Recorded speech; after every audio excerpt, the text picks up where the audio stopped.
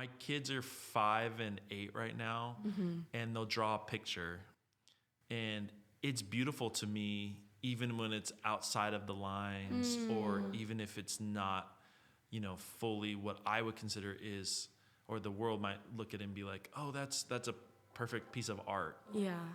But it's like in the process and in their growth and in their development as artists and painters, and there's beauty in that.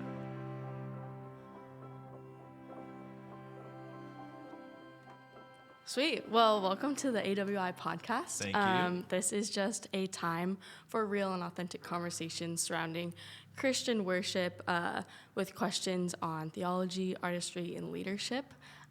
This is David Gaulton. Hello. Yes. And you are a worship leader and songwriter. Yep. You are the founder of Jesus Use Me. Do you want to expand on what Jesus Use Me is? Yeah, Jesus Use Me is a nonprofit that my wife and I established almost 10 years ago. Wow. But now, this past year is our first time really stepping into it full time.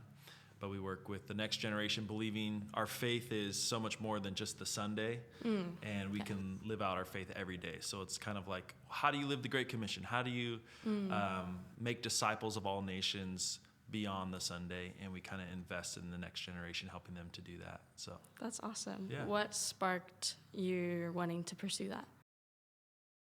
Well, there was a couple things. Like, one was just growing up in church and feeling like a lot of times we were more of a country club than what I would read in the Bible. I felt like everybody was auntie and uncle, and but were we really seeing people get saved? Were we seeing people being free? Were we seeing the miracles that we would read about in the Bible? And I kind of felt like there was some disconnect there. And so that passion was always in my heart. And over time ended up going on a mission trip with Azusa Pacific to Mexico.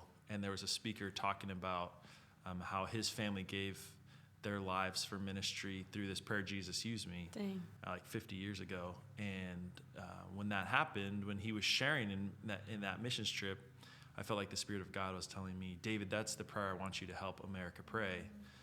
And I was like, oh, how do I do that, Lord? And it led to starting this nonprofit with my wife, Leah. Yeah. Dang, that's so cool and wild that like during your college time that like the Lord spoke that into your heart, and now here you are. And you graduated from APU with... Went to APU, yes, with your Bachelor of Music in Commercial Music with an emphasis in arranging, correct? Yep, commercial music with arranging, yeah. That was awesome. That's awesome. Yes, awesome. Well, I wanted to start us off with the question of how would you define worship? Defining worship? It's a big task. Just thinking about worship in general, I get drawn to like Romans 12, like being living sacrifices to God. But one of the best, I guess I would call it like one of the best like words of advice I've been given is from a pastor who said like worship just helps us do the great commandment, which is loving God with all our heart, and that it's like whatever, to me, it's like whatever is helping you love Jesus, love the Lord more is worship, and sometimes that the tool is singing songs, and it's super easy to kind of get to that place of loving God when we worship and sing these songs in a congregation, or it's how we love God through our daily actions or whatever that can be.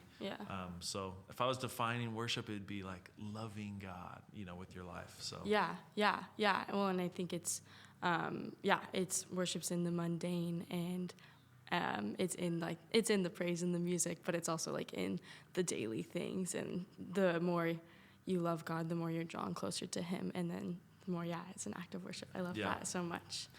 Yeah. Yes, it definitely is the daily tasks. It's the daily, like you said, the mundane that really starts. It's kind of like that's your foundation of how you express worship for your life. But there's definitely the side of it where it's the gift of singing praise, the gift of connecting with God Yeah. in that way too, which is really cool. So, Yeah. No, that's awesome. Yeah.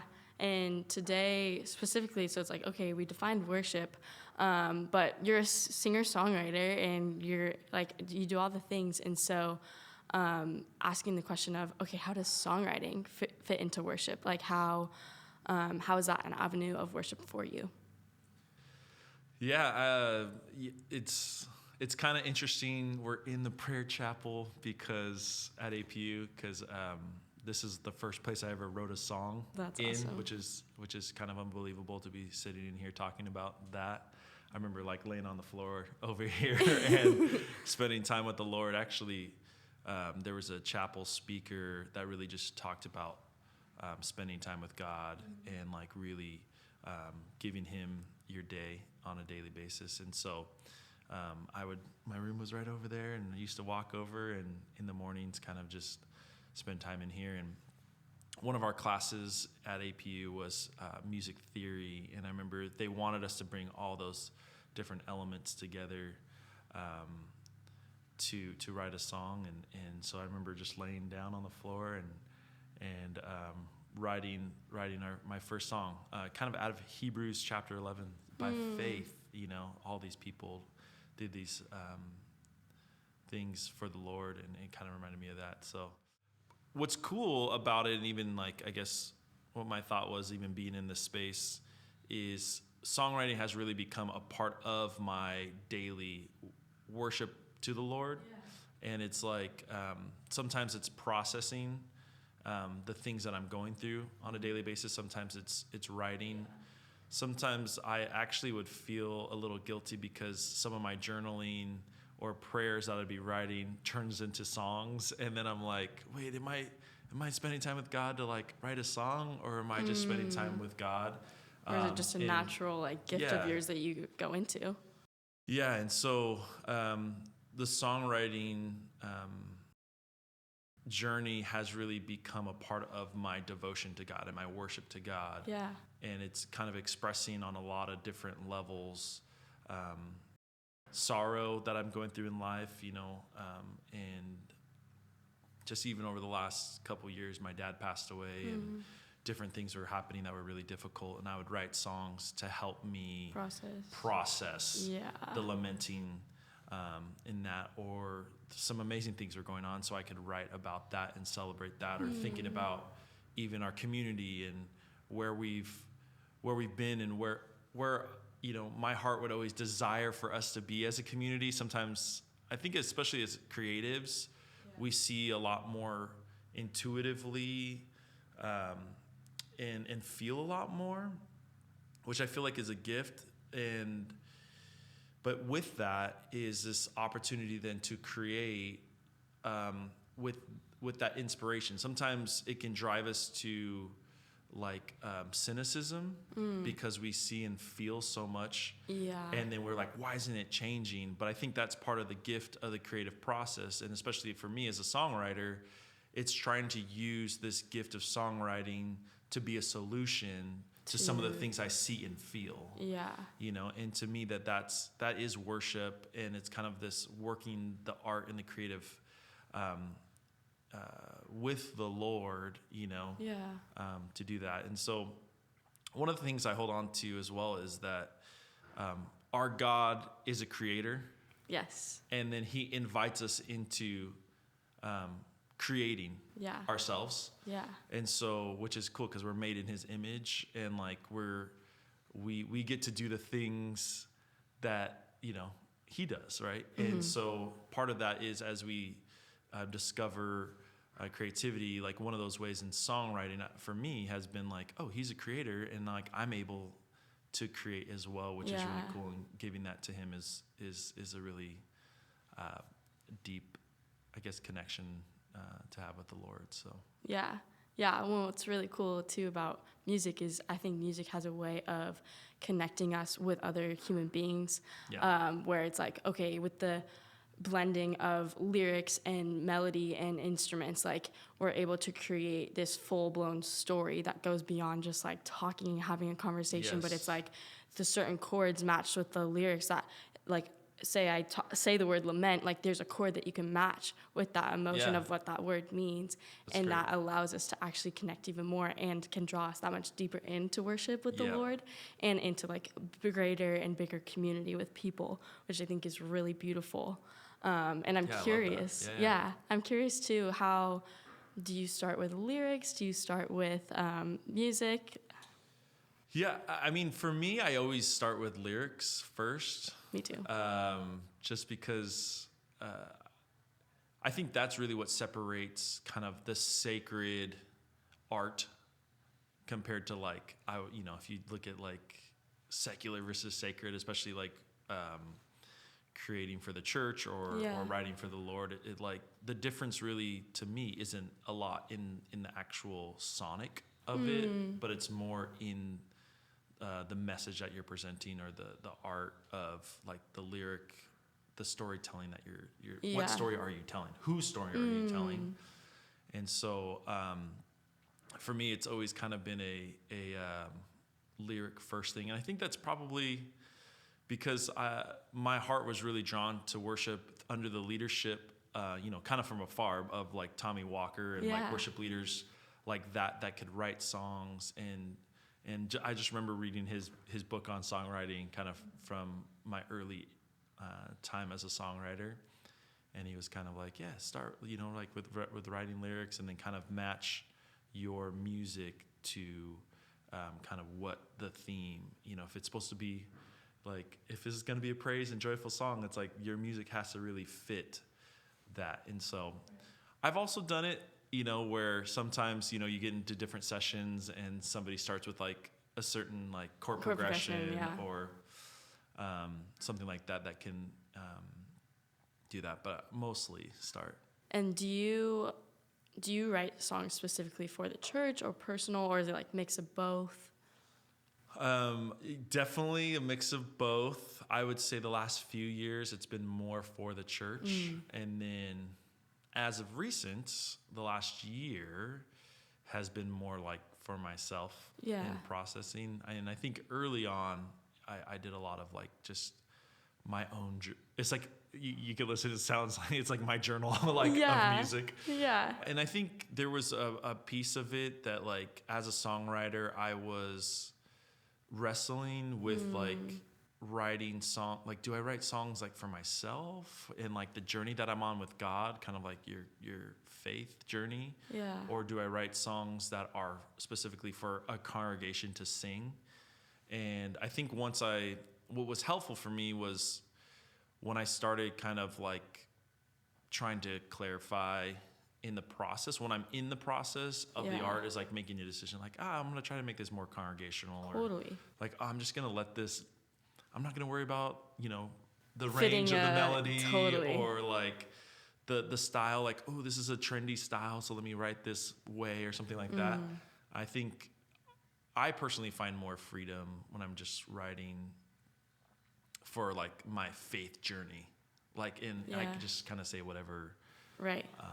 But so it kind of bridges depending on the day and kind of the process the end goal, I guess, that we're trying to hit. Yeah. Whoever. And I say we because I've found myself recently writing a lot more collaboratively with other people. Yeah. And so I think that kind of has a lot to do with it too. But yeah, that's super cool. What do you think categorizes congregational versus personal songwriting? It's interesting because some songs that are very personal can definitely work in the congregational setting. But I think when I'm thinking more congregationally, I'm thinking like, how can this song be more accessible to the collective whole? Yeah. And getting super specific on everything from what the lyric is saying and getting very specific on the story of the song, or I feel like it's easier to do that when you're writing kind of more of a personal testimony type of worship, personal testimony, song. Yeah. But when I'm writing something that's more congregational, I'm thinking like, what can anybody sing? Like the person that doesn't, they didn't take voice lessons and they don't, they weren't music majors, and it's too specific. like what could they sing in trying to help craft a song that is interesting but still accessible for people. Yeah. I think how I guess on the creation side, that's how I would kind of categorize the two. Totally. If that makes sense. Yeah, no, that totally makes sense. And I feel like, I don't know if you feel this, but I feel like sometimes when you're writing a song for a congregation, there is this weight of like, through songs, and if we're singing them as a church and as a congregation, we're teaching theology. Yep. And so there's a weight of, what are you saying? And like, is it theologically correct and all of that? How do you hold that weight? Well, I hold it collectively with people in the sense of like bringing songs to, let's just say like our teaching pastor at our church, or bringing songs to people that I respect to help edit in the process. So like, if you say something wrong, like does this make sense? You know. And so you definitely want to be above board on that. Yeah. And because I think on the personal like songwriting side, it's kind of like it's just your expression of where you're at and how you feel, and I feel like there's a lot of freedom in that. Yeah. But yeah, I guess I would say that there definitely is a responsibility when you're writing for the church community to really be sound in what we're saying and not just having them sing anything. There's so many songs that literally word by word, verbatim, is a verse that we have put into music form. Yes. And then we like sing it over and over ourselves, over the congregation together. And it's beautiful because then it's like, oh, I have that memorized in my heart, in my mind, in my spirit because I sang it. And I think there is something beautiful that happens when we sing praises because it's a full body thing. It's not just a conversation. It's not just like playing chords. It's not just reading, but it's like, oh, I'm saying it out loud. I'm thinking about it. I'm like, it's like coming out of my being. Yes. And it's that full, that's what's so beautiful about musical worship is it's a full experience with the Lord. Yeah. And so I think that's awesome when we can write songs that are like theologically sound for the congregation to sing over themselves and over one another. Yeah, and engaging your body, mind, and spirit all together. I think that's what you're kind of explaining too. I think that's a gift of sometimes we don't fully understand what we're engaging in when we worship together as a community, but that whole body, mind, and soul coming together, and even I think that's even why songs like, you know, probably more recently, like a song like Gratitude is such a big song in the church is because it's helping you on so many different levels engage with the Lord and to worship the Lord.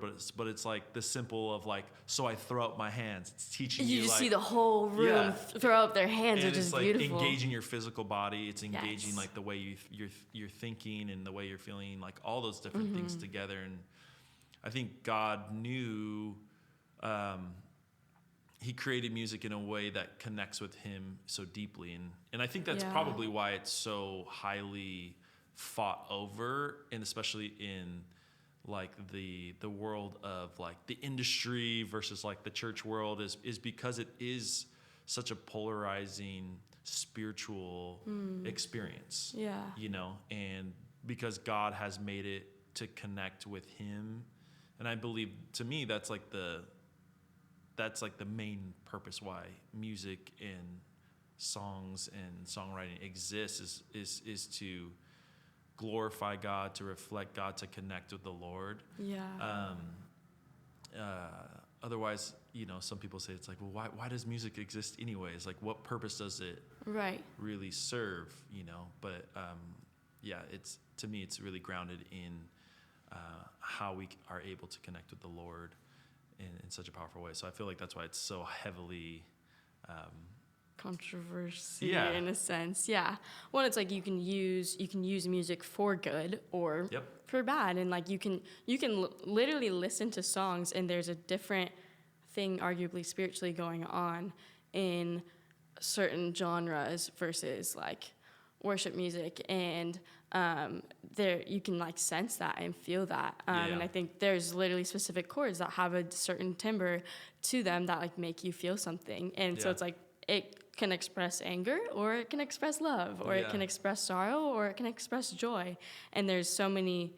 That's what's beautiful, is like we have access to the different emotions within music. But once again, it can be used for good and for bad.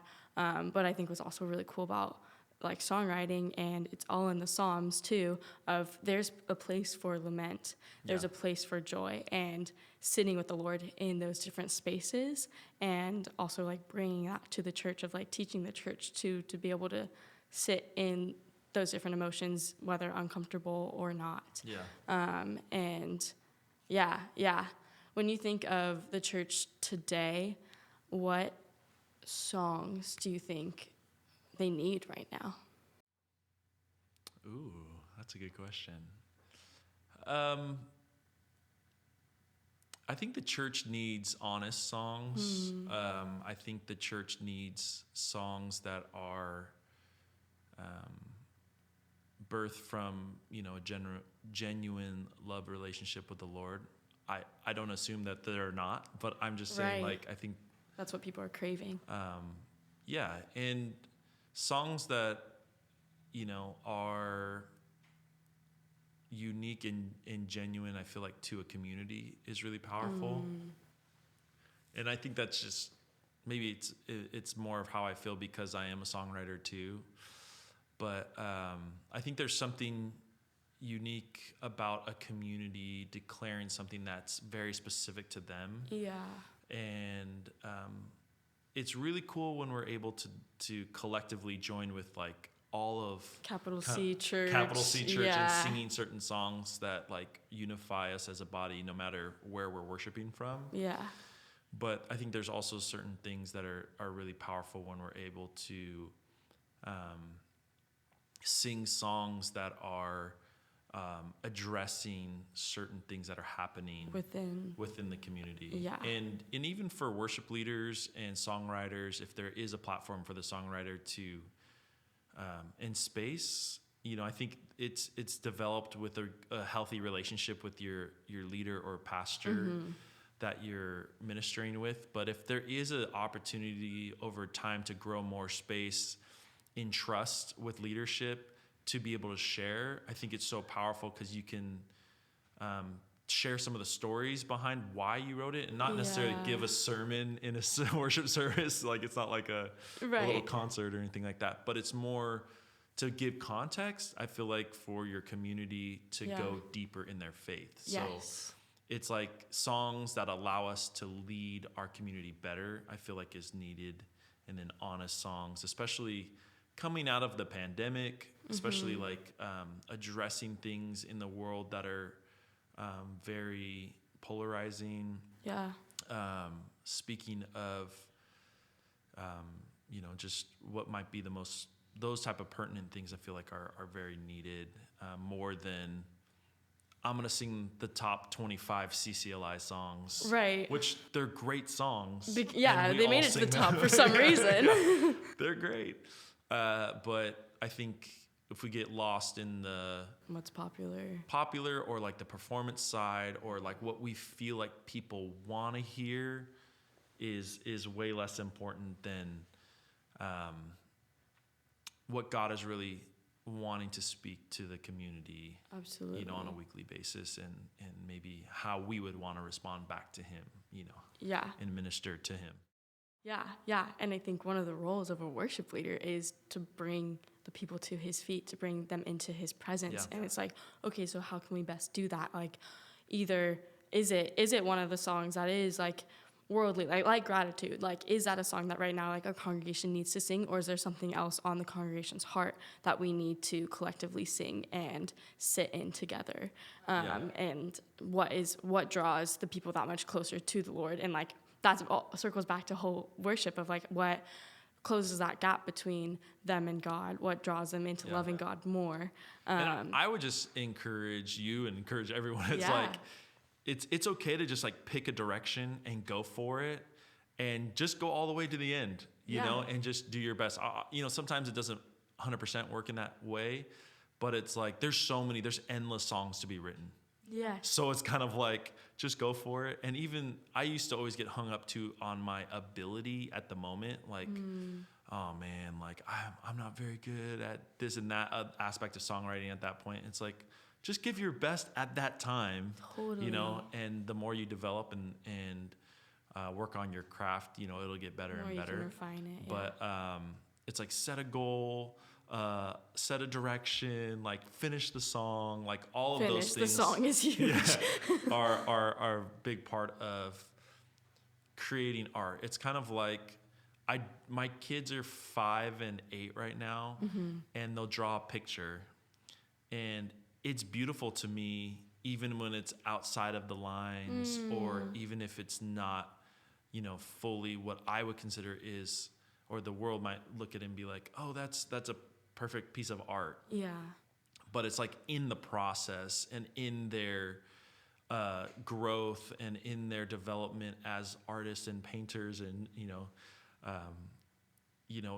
there's beauty in that. Yes. You know, and it's okay. Yeah. And sometimes it's hard in our Instagram, TikTok world. You kind There's of this feel like pressure it needs to be perfect Yeah. right away too. and we all feel it. I feel like, you know, but to kind of take the pressure off and just kind of go for it, you know? Yeah. Oh, and thinking of how you view your kids when they're just drawing, like, also that's how God views us. Like, he gave us these gifts, but he loves hearing us sing. He loves, like, seeing us write and utilize the different gifts that he's given us, no matter if it's perfect or not. He cares so much more about the process than the end result. Yeah. And, like, yes, there is, like, glory and honor in the end result, but it's like he takes all of what we create. He takes all of that, and that in and of itself is worship, and that can draw us closer to God. And I think we forget that there's such a weight and a pressure to be perfect, to have this, like, top chart hit, versus what if it is just a song that I feel like I need to write personally for myself and the Lord, or what if it is specifically just for my church community. And I think we can get stopped of it needs to be perfect before we put it out there. Right. But people need to hear art. People need to hear the words that we have and the words that the Lord has placed on your heart. And because who knows, like, that could be the thing that draws someone that much closer to the Lord. And just keep creating, because it's like you can, once a song is finished, then you can decide who you want to share that with. Totally. But I remember hearing like Switch for the John Foreman was talking about, like, one album they wrote like 80 songs or something like that. I think I remember him talking about that, but there's only like 10 songs on the album. So it's like sometimes we put so much pressure on, like, writing one song that's gonna, like, be sung at our church or at our school or whatever that would be, and it's got to be that song, where it's like, maybe you have to write 100 songs, like maybe you have to write 1,000 songs, before there's one or two that you're able to share and feel comfortable with. And I think when you're comfortable to share it, then you can share it. Totally. But I think it's gonna take a lot of time. It's like not something that's just gonna happen overnight. You're not just gonna learn the art of songwriting on your first song. Right there, yeah. What is a piece of advice when we think of songwriting in the context of worship that you have for those listening? Ooh, the piece of advice I would have for them? I would say enjoy yourself. Be kind to yourself. Try your best to take off the pressure. The work, I think, like you were talking about the process, I feel like God loves the process in it. And kind of just leave the results to God, in the sense of you do your best, but, like, hey, if it's going to be the next song on Spotify for New Music Friday, or if it's going to be a song that you just share with a friend, there's a ton of value across the board. So kind of just, like, take the pressure off. Yeah. Like, enjoy the process, and I think God is glorified in that whole journey. Yeah. It's like be obedient in the creating and then let the Lord do the rest. Yeah. Well, awesome. Well, thank you for being here. Thank you for talking about songwriting and how that's such an avenue of worship. I appreciate your time and your wisdom. Oh, it's my pleasure. Hey, thanks for watching our second episode of our series, Avenues of Worship Through the Arts. It was an honor to talk to David Gaulton about his process of songwriting and how that all fits into the context of worship. If you liked this, press the like button on this video and subscribe to our channel for more. We'll see you in 2 weeks. Thanks!